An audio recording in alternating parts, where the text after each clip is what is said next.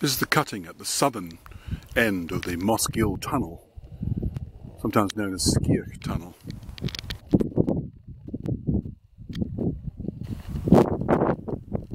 These spoil heaps here are thought to have come from the tunnel itself. The high point at the back is Circa Hill, and this ground over here is Mossgiel Ridge. The tunnel probably was given its name Mossgiel from the famous associations of Robert Burns. These spoil heaps lie right on top of the tunnel itself, and it seems as though they actually came from the excavations carried out with an access from the air vent, with workers moving towards both the northern and southern end of the tunnels, meeting up with those who are digging from the north and from the south. This is all that remains of the old tunnel cottage. Here are the door jambs, is one of the side walls, at the gable end. Later this is referred to as cottages, which must have been subdivided. And the census shows that they had labourers working here or living here. And it stands right on top of the tunnel, hence its name. That's Mossgiel Tunnel. And these waste heaps here are thought to have come from the construction of the tunnel in 1848.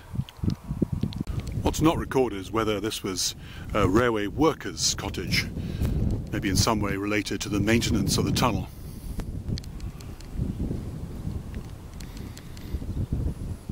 This is the Mossgiel or Circa air vent or air shaft. It goes down about 160 feet to track level. It was cut through whinstone, so opened in 1848.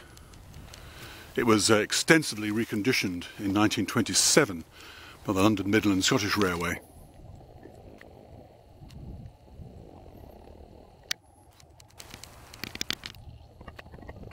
The tunnel was a total of 684 yards.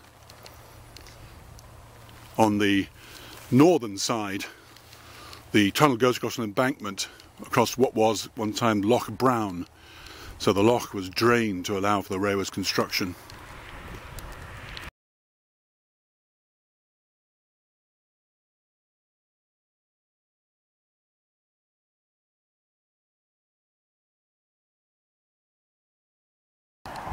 This is the northern end.